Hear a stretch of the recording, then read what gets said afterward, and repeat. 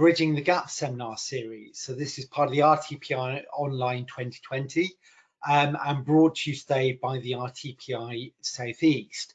I'm Chris Maidment. I'm a member of the RTPI South East Regional Activities Committee and also a lecturer in planning at the University of Reading. Today, I'm pleased to be chairing the first of these seminars, which is going to explore the links between research and practice, and today with colleagues from the University of Brighton.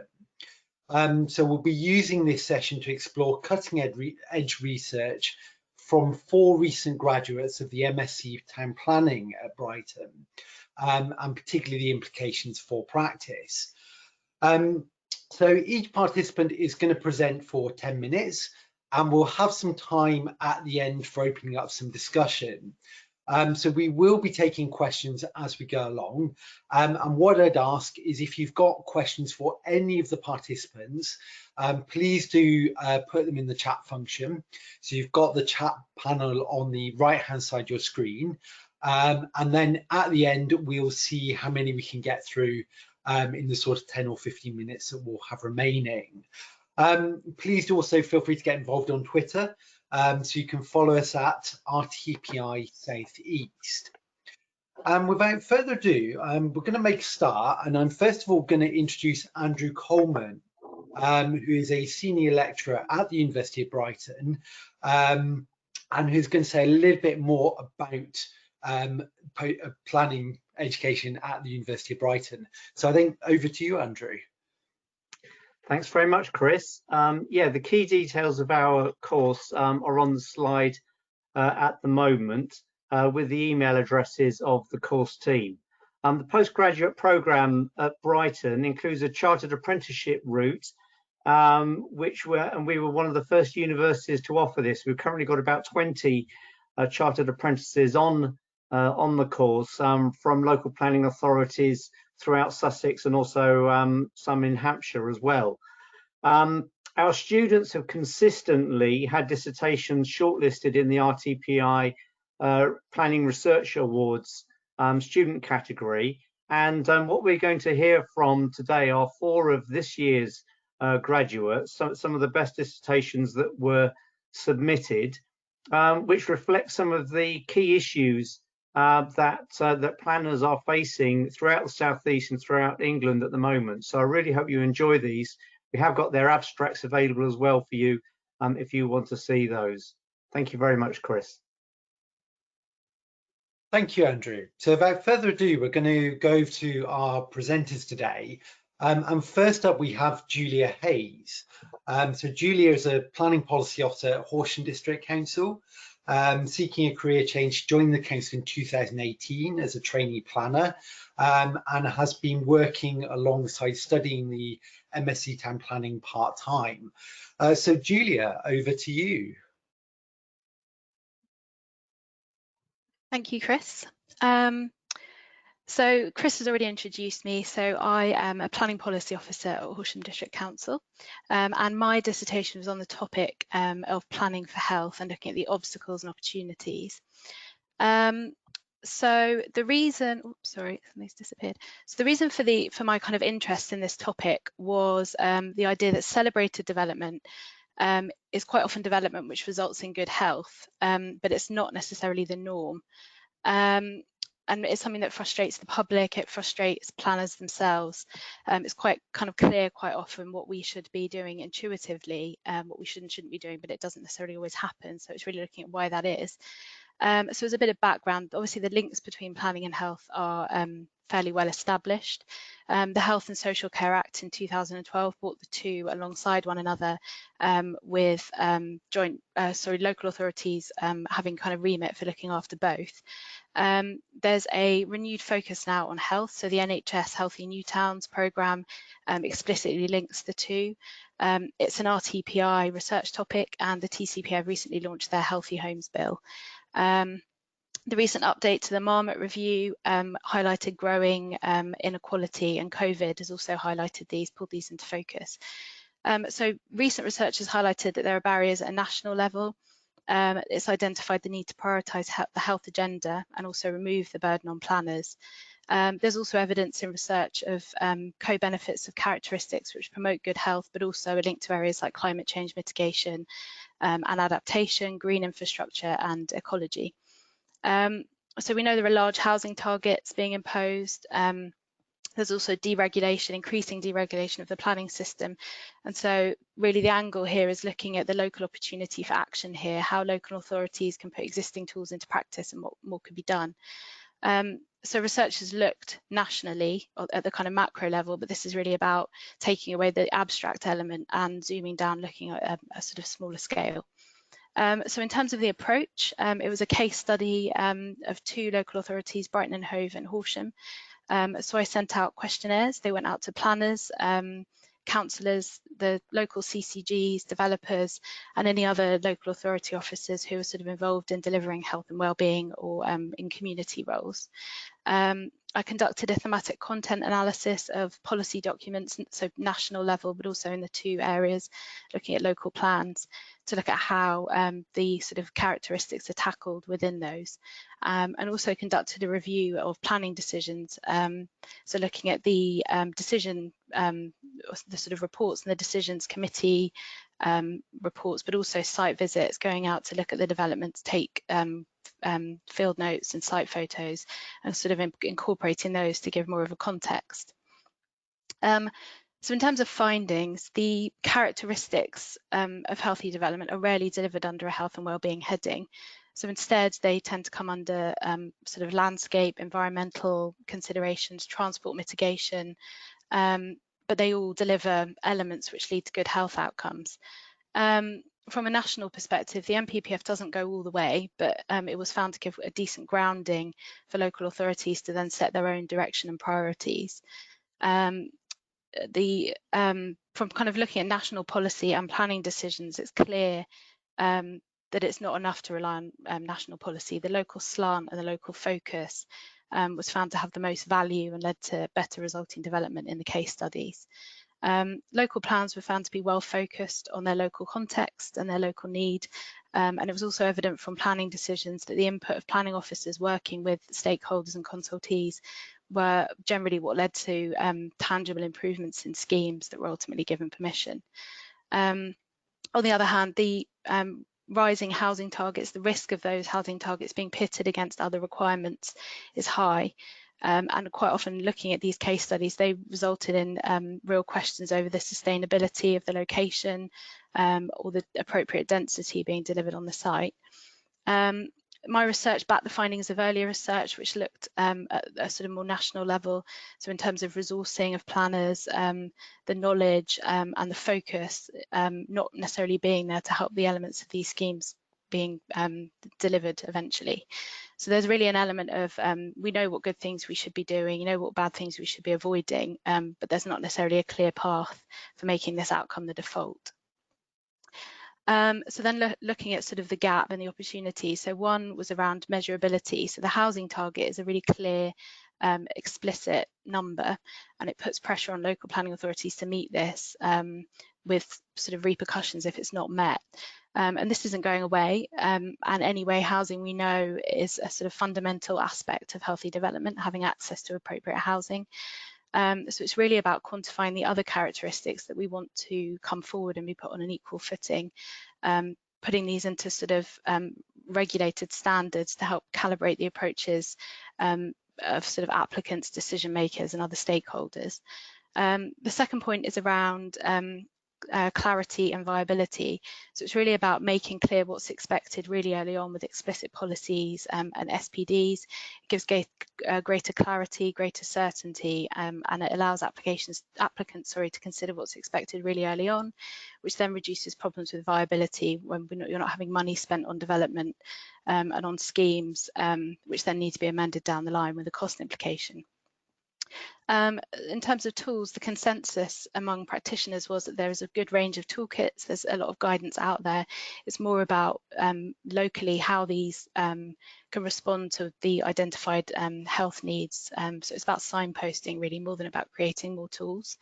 The partnership aspect was quite a significant finding. So looking at the planning decisions, the value of the stakeholder input was really clear, and it also came through in the questionnaire responses.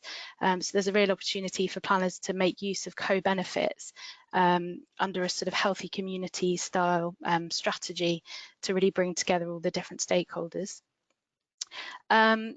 There's an element of the sort of the 5-year local plan perhaps causing issues. So quite often schemes will be permitted and built out beyond a plan period, or beyond certainly the 5 years of a plan. So having a framework which is set to look beyond this 5-year period could provide the opportunity to revisit, review built out development, look at what's working, what isn't. And it was thought this also could deal with barriers identified around a lack of aspiration and a lack of future vision. So this ties in with something which came out in the TCPA State of the Union report, which talked about using indicators to quantify the extent to which development is achieving outcomes around health. And then lastly, there's a gap really in the spirit of what the NPPF says about transport and the support and guidance for this at a local level. So looking at kind of local direction in order to achieve aspirations around things like zero carbon development, encouraging walking and cycling, mitigating cuts to public transport funding and so on. So really involving local highways teams, developers, public transport operators and other kind of local interest groups to give clarity and direction to a transport strategy. So then moving on to the implications for practice. So if you do a sort of control F on the planning white paper, the word health comes up 4 times, but it's really evident from the opening paragraphs that the link between people, places and the impact on health and well-being is acknowledged. So there is support for this. There's a need for local authorities to reach an agreement internally around health needs and outcomes, how development can meet these and really make this a corporate priority. Giving a sort of corporate indication of what these local priorities are can then help nail down this idea of a contested concept of sustainability that's made really explicit. There's a lot of data already out there, so this is a quick win, really using the existing data to establish current problems, address likely future issues. So the ONS has lots of data, public health research units locally hold a lot of data. In terms of partnerships, again, there's a need to move away from infrequent and reactive working with partners. So it shouldn't be happening at a planning application or a local plan stage. That shouldn't be the driver for the engagement. So there's a potential to bring together groups who are excited, motivated, and to recognise their shared goals. So this can be sort of local authorities, public health professionals, people working in landscape and green infrastructure roles, as well as CCGs, parish councils, and so on.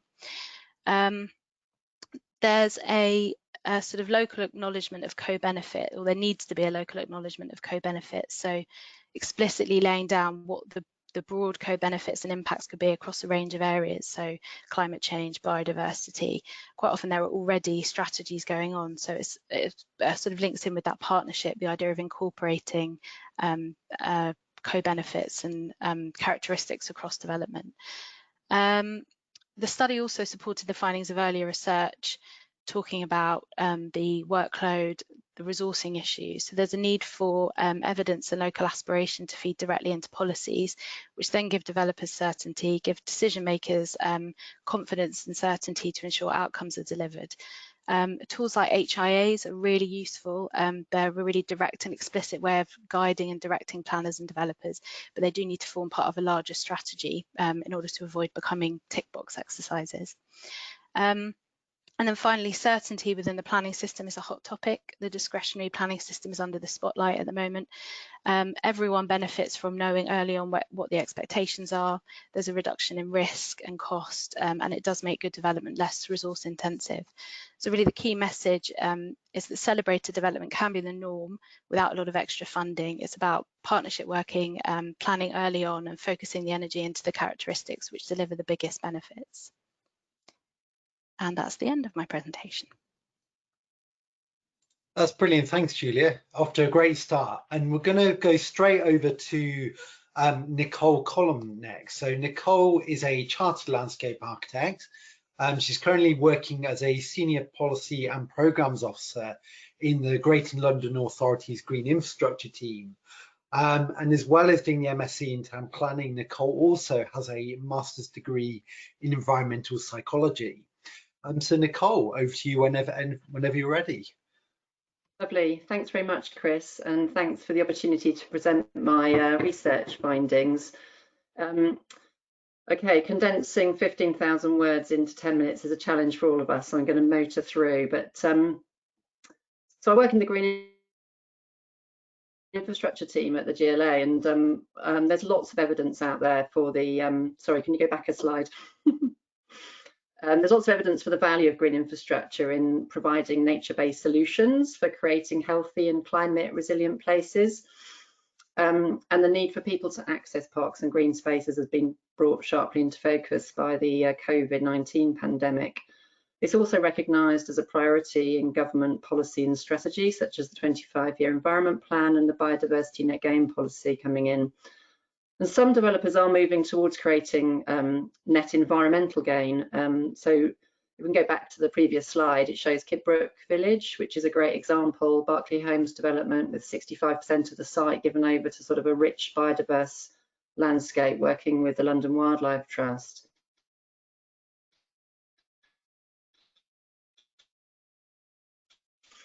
However, research shows that the gap between policies and implementing too many developments aren't included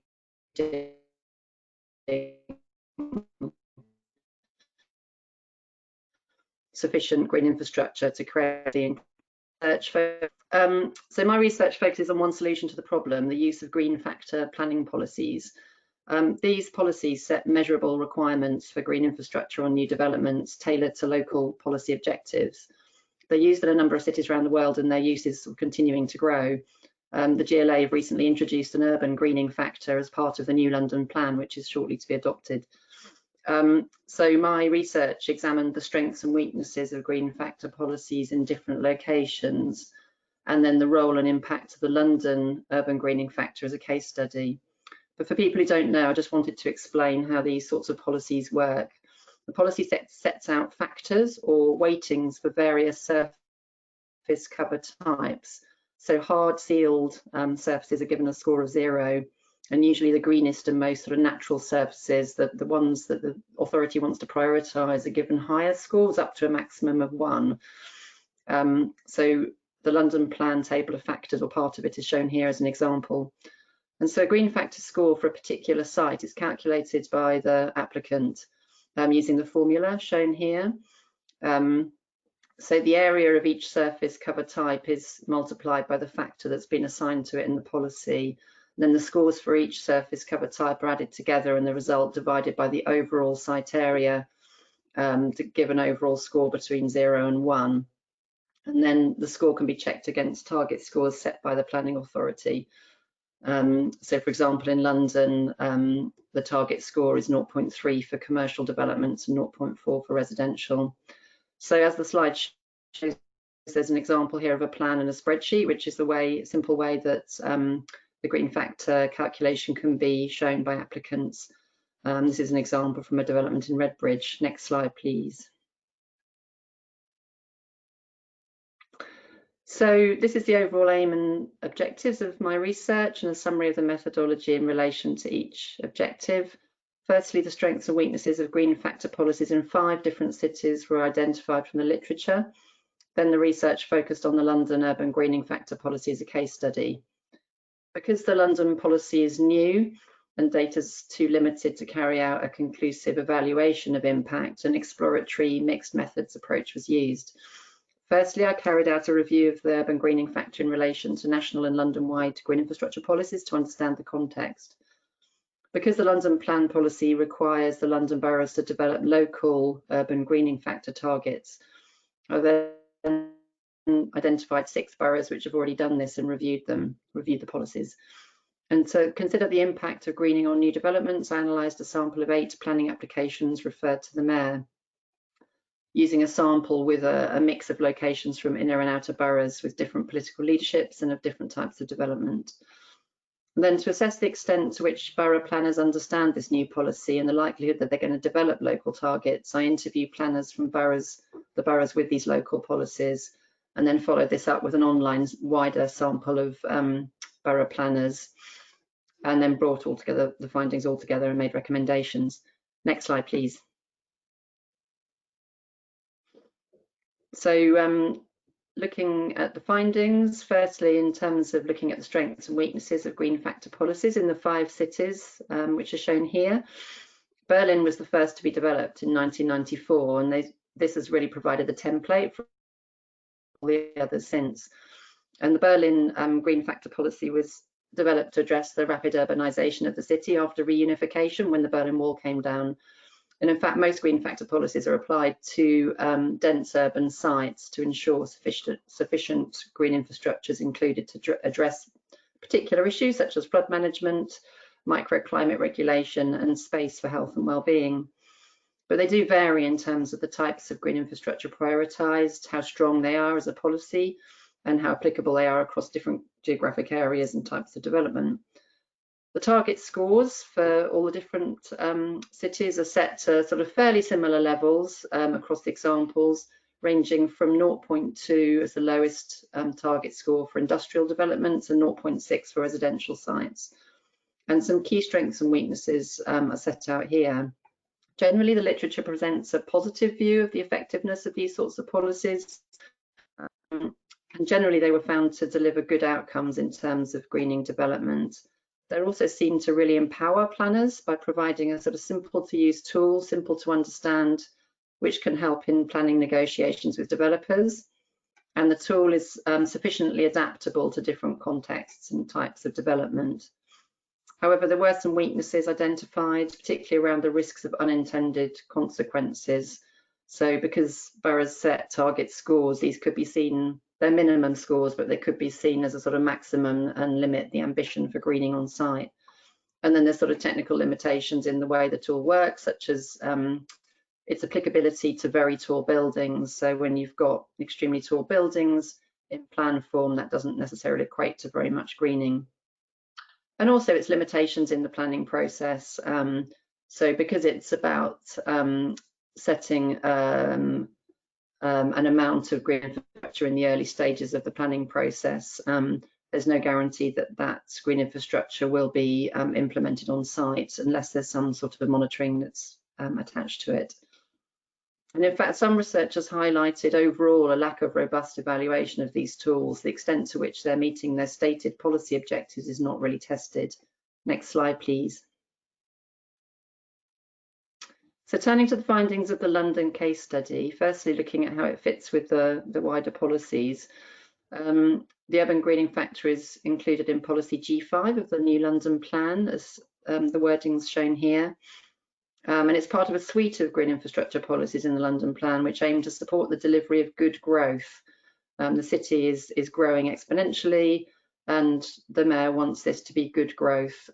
So growth which can grow whilst lessening the impacts of climate change, and that the city is a healthy place to live. And the London plan encourages a strategic approach to planning green infrastructure to maximise its benefits as a multifunctional network. And so it requires boroughs to develop green infrastructure strategies, which is a new element within this new London plan. Because the urban greening factor determines the provision of green infrastructure within the red line of development site boundaries, its success depends on the extent to which it can really link with these wider green networks. Also, the urban greening factor doesn't distinguish between publicly accessible and private or inaccessible green infrastructure. Its focus is really on the quantum of greening overall. So the policy needs to be implemented in tandem with other policies for public open space if inequalities in access to green space are to be addressed. Although it's a London-wide policy applicable to all major residential and commercial development, it requires boroughs to develop their own local target scores tailored to local circumstances. So the interviews and surveys that I carried out explored the likelihood of development of these local targets. At the moment, only a small proportion of boroughs have developed local greening factor policies because it is a new policy in the London plan. And most of these have just chosen to adopt the London plan targets for the time being, so they're just mirroring the London plan policy. Some did aspire to develop local targets to address local issues. So some boroughs don't really have space for major developments, but they've got lots of small development sites. So adapting this this London-wide policy to smaller sites would be one area that was of interest. But they all highlighted the lack of capacity, skills and resources as a barrier to doing the research required to develop their local policies. Overall, planners generally welcomed the urban greening factor as a measurable standard endorsed by the Mayor, and most of them said they thought it would ensure sufficient green infrastructure is provided on new developments, whereas most said that at the moment current policies don't do that. Some saw that a key benefit of the policy was providing consistency to developers on what's expected in terms of green infrastructure, as shown on the quote on this slide from one of the interviewees. But there was a mixed understanding of how the policy works and some concerns about the calculations. In fact, there were inconsistencies in the way the scores were calculated in applications. For example, how vertical elements such as trees and green walls should be calculated, because it's a two-dimensional calculation about surface area. So this indicates that there is a need for further guidance on how to do the calculations. So considering the likely impacts of the urban greening factor on the provision of green infrastructure in development, although it's early days, the urban greening factor is already being used. Almost half of survey respondents said they'd seen urban greening factor calculations in applications. 5 of the 8 planning applications that I reviewed provided urban greening factor scores. And the targets do appear to be, the London Plan targets of 0.3 for commercial and 0.4 for residential development do appear to be sufficiently challenging, as only 2 of the schemes met these scores. And obviously this is very early days, so it might be in part due to the calculations being carried out after the schemes have been designed rather than being incorporated into the design thinking from the outset. So as the policy becomes more widespread in its use, hopefully this should change and should start to influence the design of developments. So the requirement for urban greening factor calculations at application stage should lead to the appointment of landscape professionals earlier in the development process in due course. And the review of the planning applications did show that fairly simple changes to the type of surface cover specified should be enough to increase scores to meet the target. So one impact of the urban greening factor on the design of schemes is likely to be the more use of green roofs, more biodiverse planting and trees, because they all score higher in the London Plan table. Their factors are higher, so they're more likely to be chosen to meet the targets. And in fact, the scheme with the highest score, the scheme that I reviewed with the highest urban greening factor score, included green roofs over 1/3 of the site area, and that included a high level of intensive biodiverse green roofs. Next slide, please. This is the last slide. So implications for practitioners. These are just a few I've picked out. There were more in the research. Yeah, make sure that any green factor planning policies require development sites to be linked into green infrastructure networks, wider networks. Consider how green factor policies map against other policy objectives, because it can't include everything that's needed in terms of green space, for example, publicly accessible green space for health.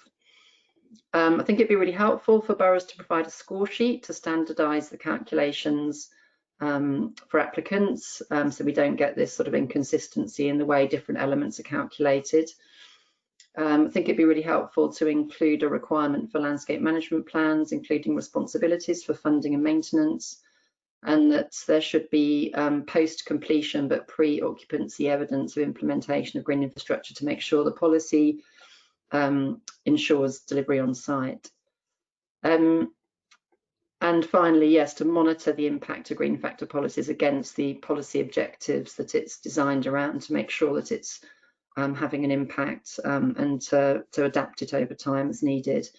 And finally, I just wanted to highlight the government's current concerns for a simplified and faster planning process as outlined in the recent planning white paper. Tools such as the urban greening factor are very well placed to become part of any detailed local design codes. And they'd also fit with the desire to have development management policies and code requirements in a machine readable format, because it's a sort of simple calculation. Thank you for listening. That's the end. Thanks, Nicole. Brilliant. So really great presentation. We're going to move swiftly on to our next presenter, who's Nepo Schrade.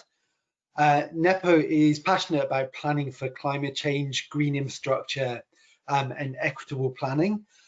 He previously worked in the legal industry and also holds a BA in International Relations and Urban Studies. And actually having experienced life in the US, UK, and also Germany, is really interested in drawing out some comparisons between them. And I think we're obviously going to get that in this presentation.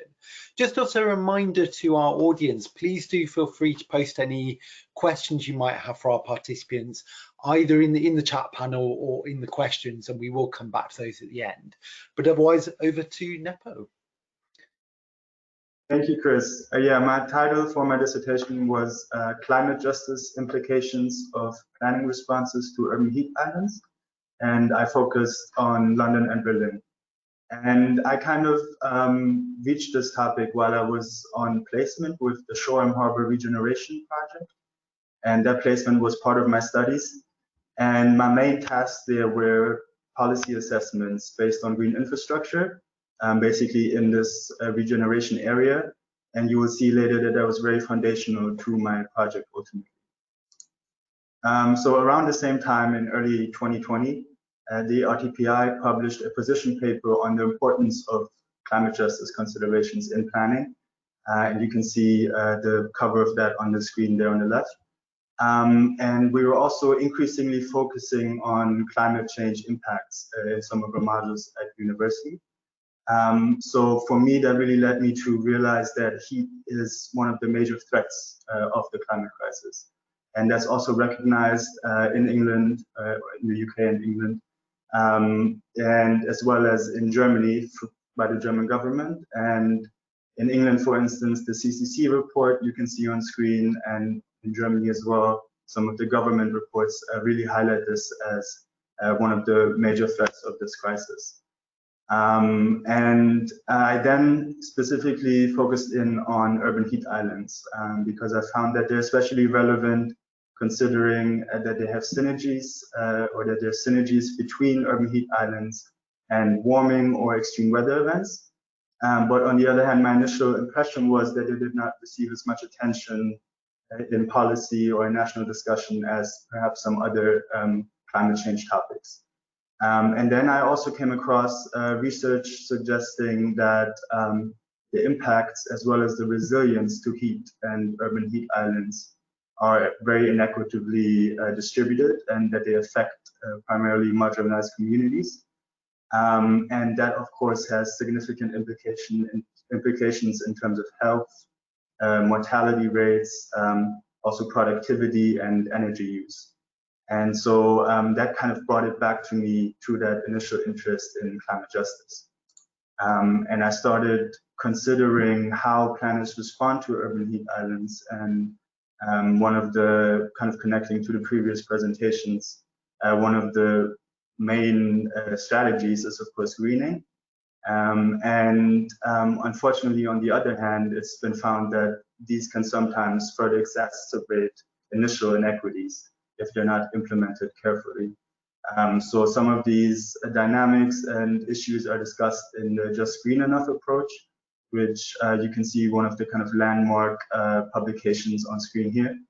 And that tries to articulate and address this dynamic.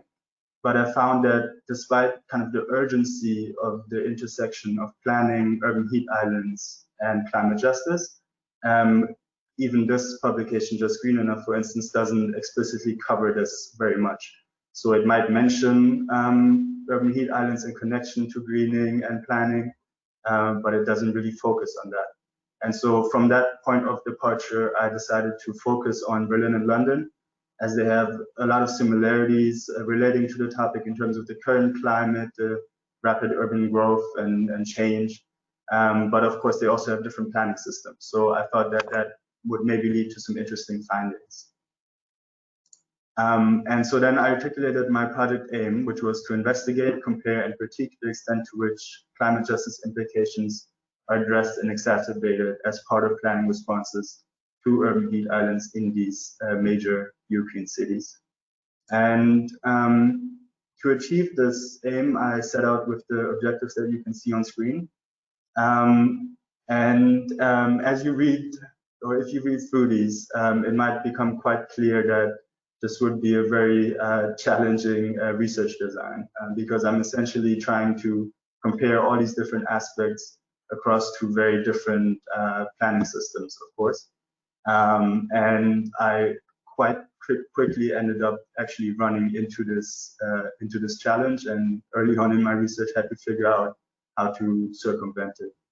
And the way I ended up doing it was through basically a multiple case study approach, and I based that on 3 separate methodological strands.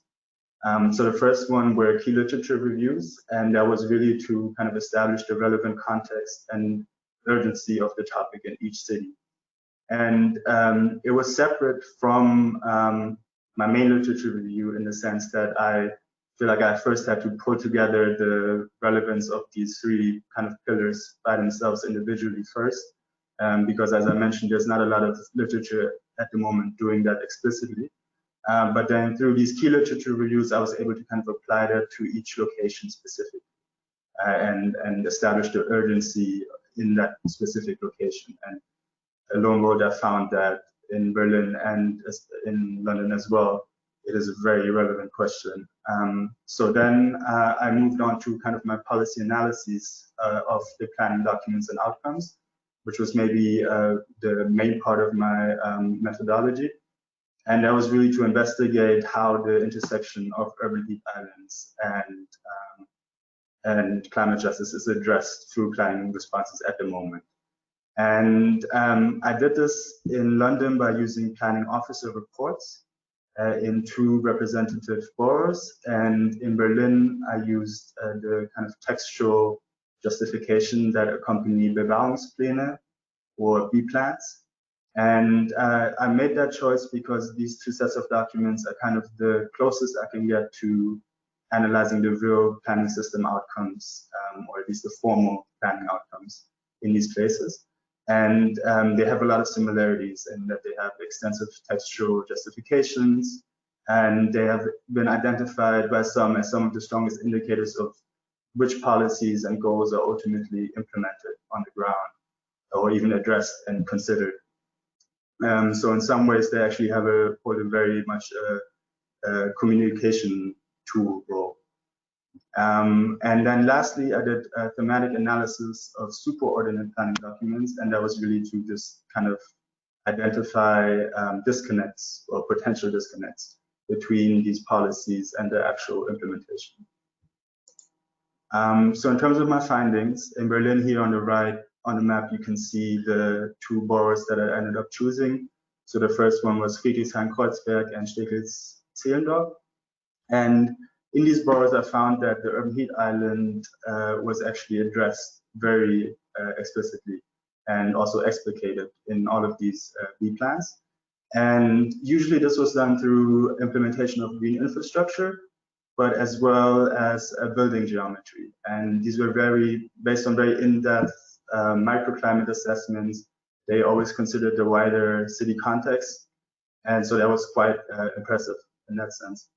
But then unfortunately, they did not extend to consider climate justice concepts in addressing these urban heat islands.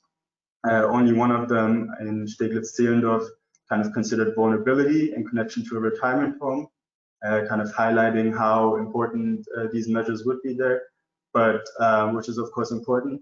But beyond that, there was really no evidence of that. And that was despite superordinate policy mentioning climate justice and even leaving room for planners to at least consider it.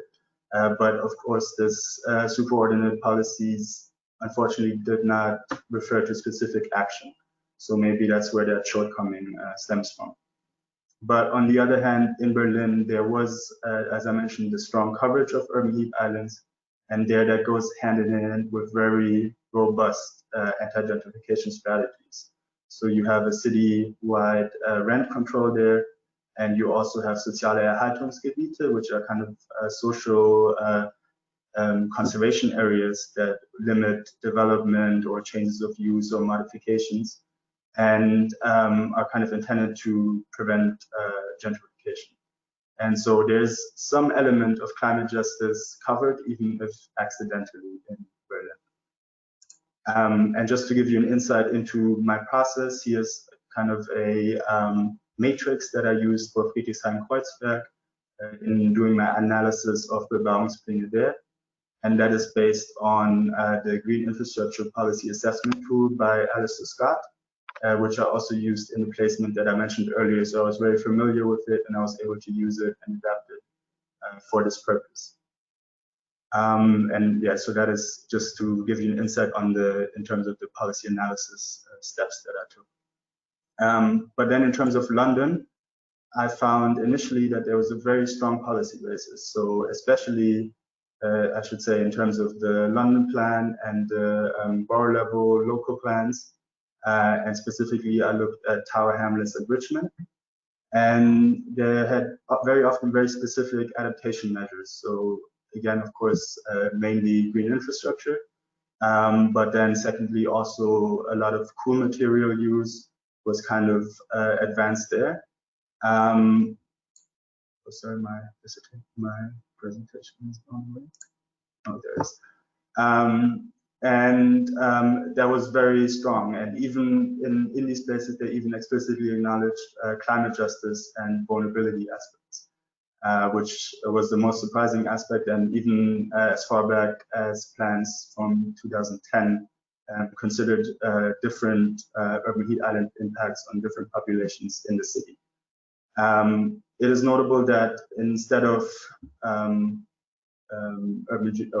geometry, as that we saw in Berlin, in London they focused more on cool materials. So there was one difference that I noticed.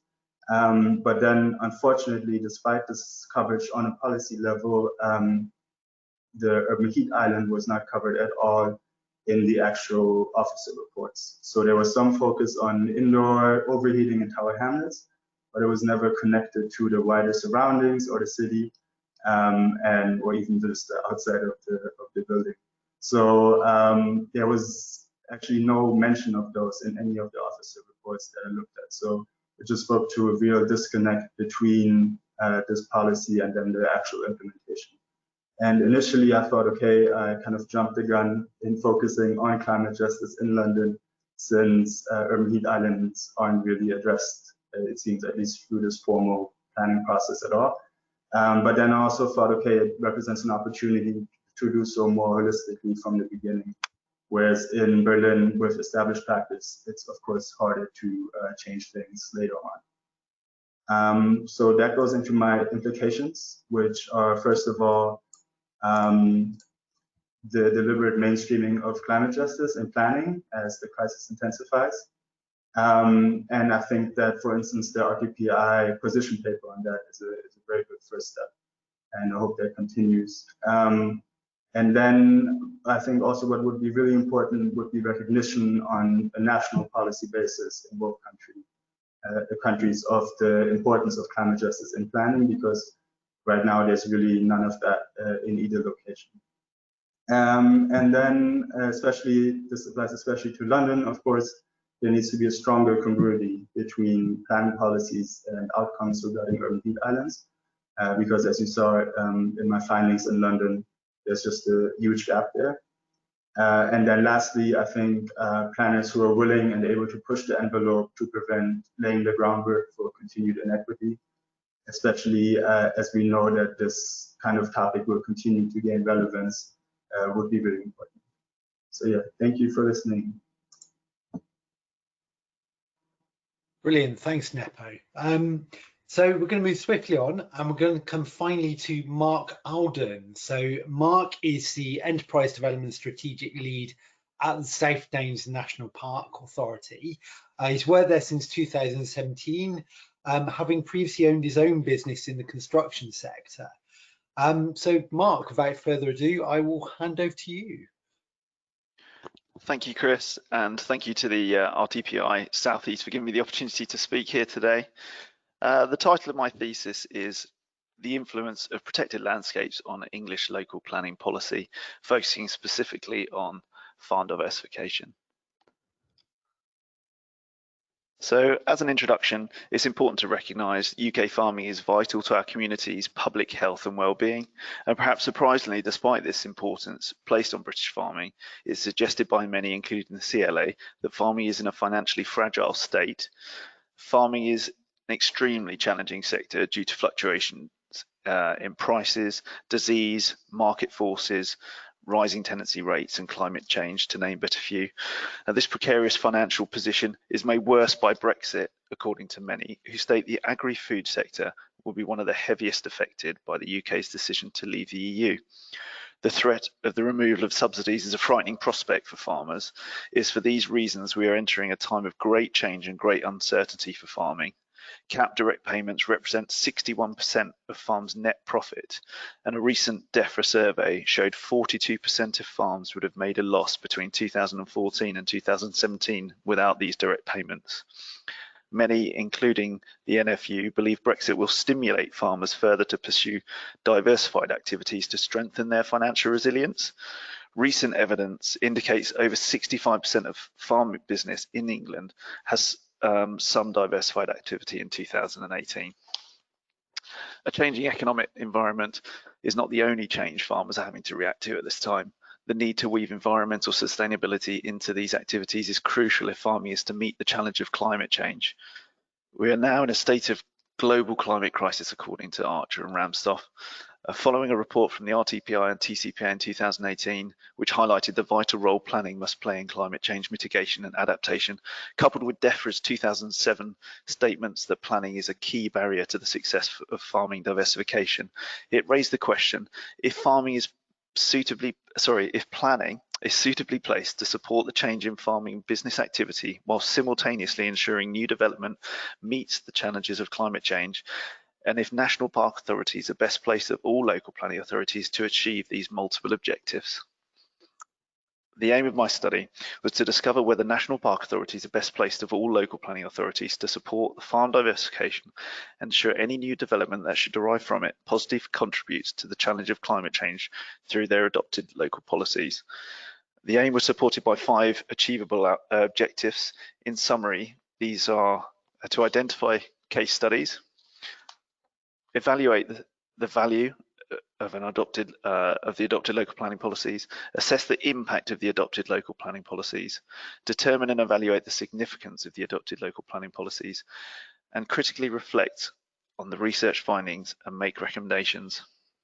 So the methodology for the study centered on a qualitative form of research to gather secondary data. The data was evaluated using bespoke policy analysis methodology inspired by the work of Monk and Pearson in their policy analysis matrix, and also environmental impact assessment transferable matrix analysis.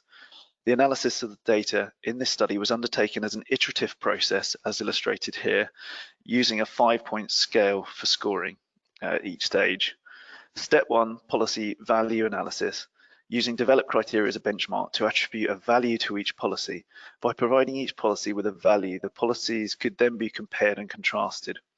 Step 2, policy impact analysis. This was made up of 2 sub-elements, policy weight and policy strength, which when scored using content analysis was inserted into a matrix to produce an overall impact score.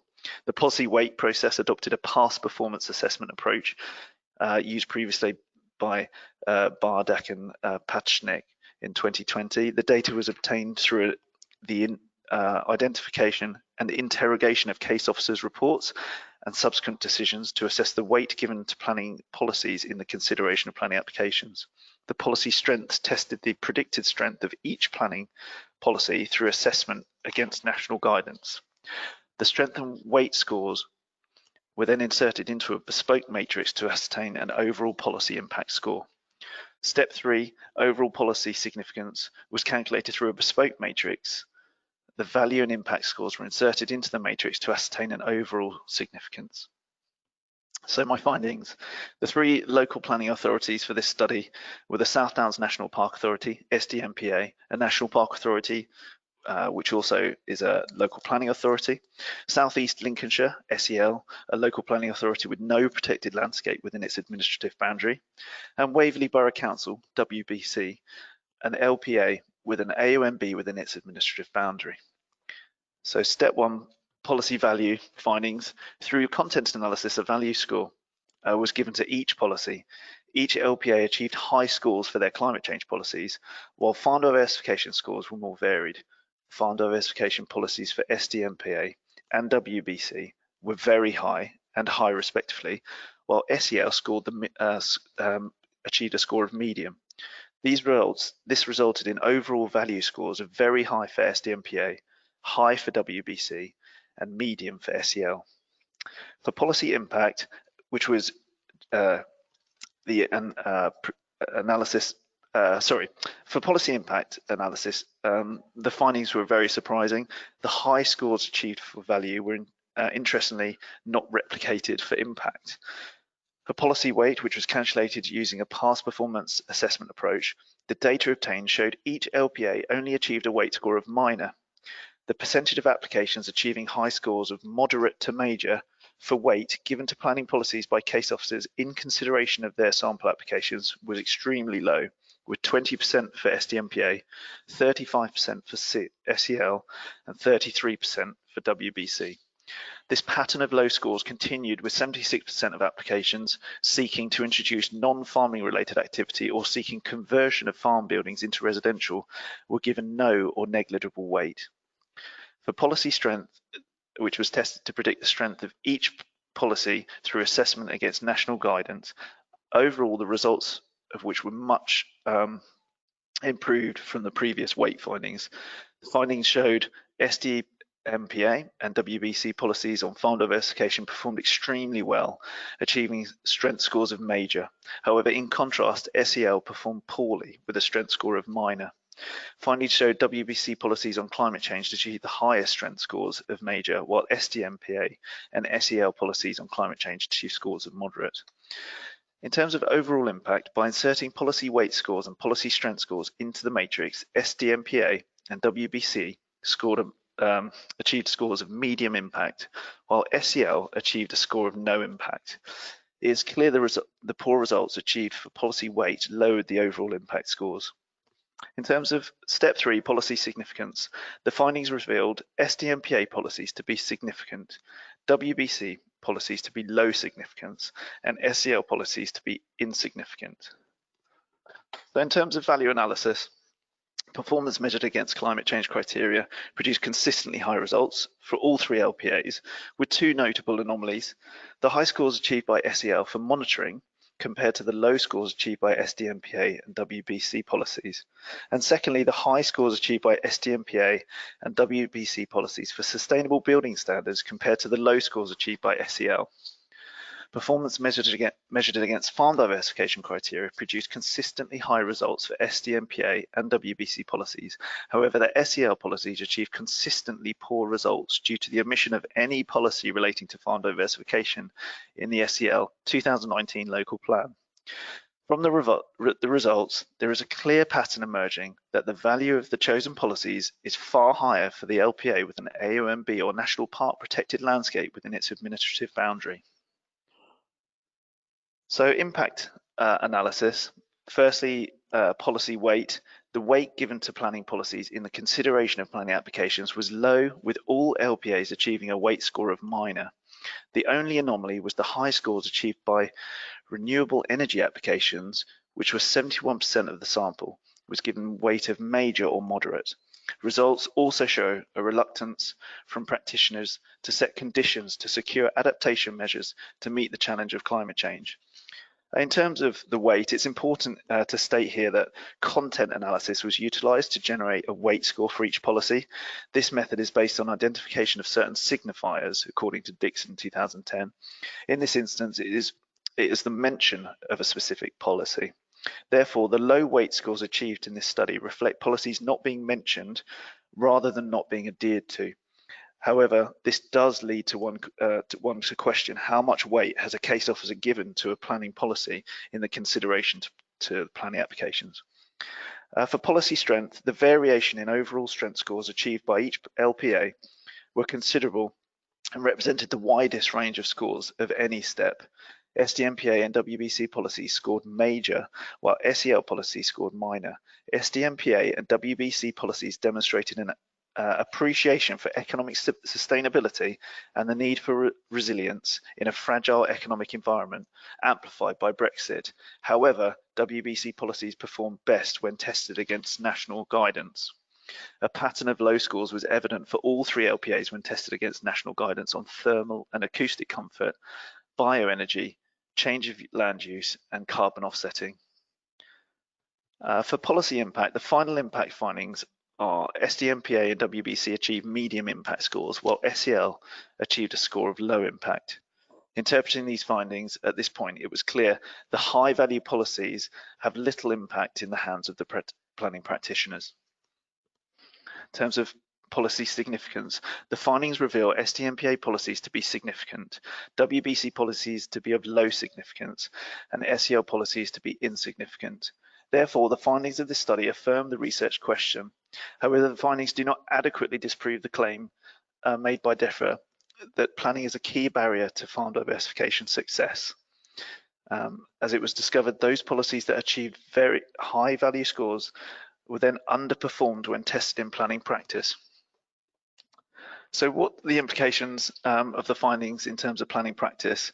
Well, I've grouped the recommendations for this study into 4 clusters for the purpose of today. In terms of monitoring, policies must be regularly monitored to ensure that they are suitably applied as intended, to ensure high value policies have the desired impact in planning practice. And also, local planning authorities should request a carbon baseline for each development at pre-commencement stage and adopt in-use progress monitoring and testing practices to assess the performance of their policies when applied. In terms of climate change, local planning authorities should expect carbon zero development on all sizes and scales of development and carry out further research to inform decisions on whether to adopt carbon offsetting for where this can't be achieved. LPAs should utilise conditions to secure climate change adaptation measures on development more frequently. LPAs must acknowledge climate justice in their policies and decision making to ensure best endeavours are made to limit the effects of climate change on the lower income groups. And South Downs National Park Authority should review their policy SD8 Dark Night Skies to ensure it complements climate change policies and national guidance stating the importance of natural light. In terms of transport, I believe LPAs must ensure transport issues do not adversely affect decision making on farm diversification proposals and be encouraged to determine against statutory advice of highways to avoid transport issues to dominate decisions and obstruct farm diversification. And finally, implications for the land-based industry itself. To ensure a resilient financial footing in the future, farms should look to adopt triple income approaches to running profitable agricultural enterprises, as well as gaining income from agri-environment payments and diversification, as suggested by Winter and Lobley. Thank you very much.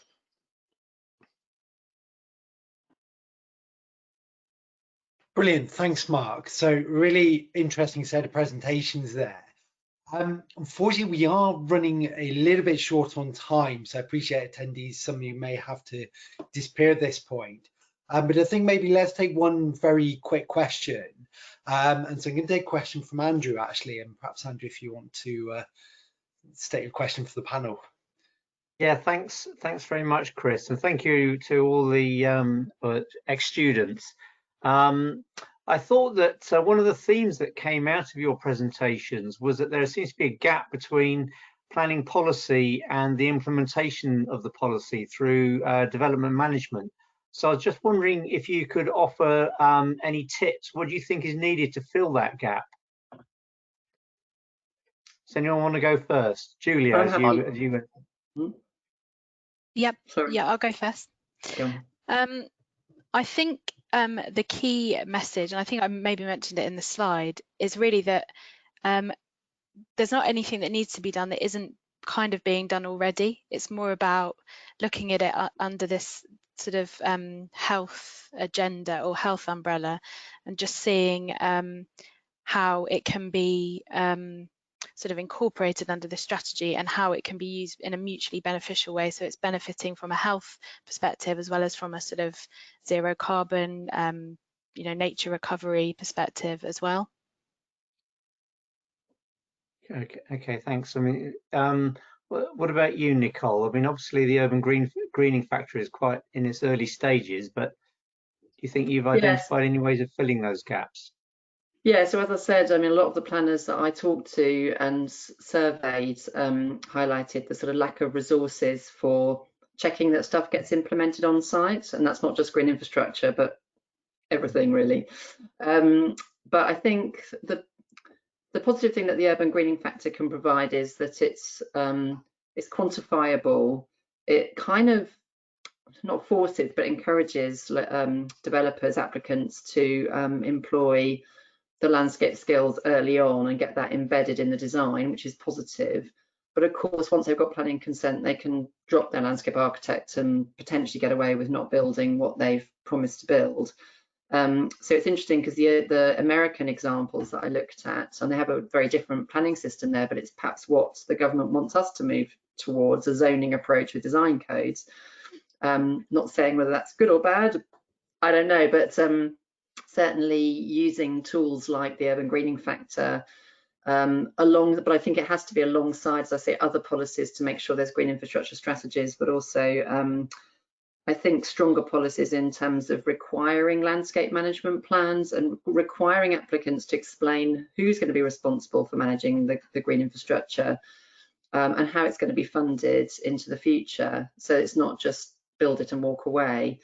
And the American examples are much better at being very prescriptive about that, and so they require a certified landscape architect to be employed to develop the urban greening plan, and they require proof that it's been implemented before. They have to have a certificate of occupancy.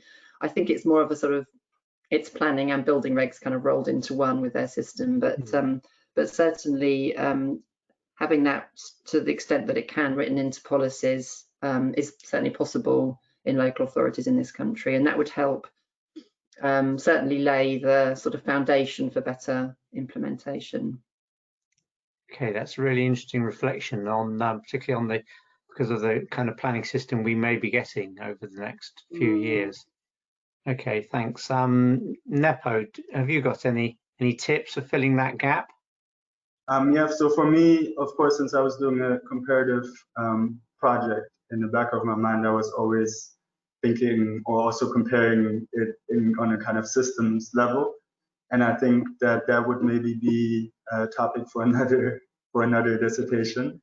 But ultimately, I do think that, especially since in London you have those kinds of urban heat island policies there on a policy level, but I didn't see them being implemented. For me, that just speaks to planners having to feel like they have the resources and time and backing to actually work with developers to and hold them accountable on some of these topics. And I think in Germany, perhaps maybe that is less of an issue. But again, I think that would be a subject for another dissertation for sure. Yes. I mean, more research needed. That's always the answer. Okay, I think. Sorry, Chris, did you want to say something there?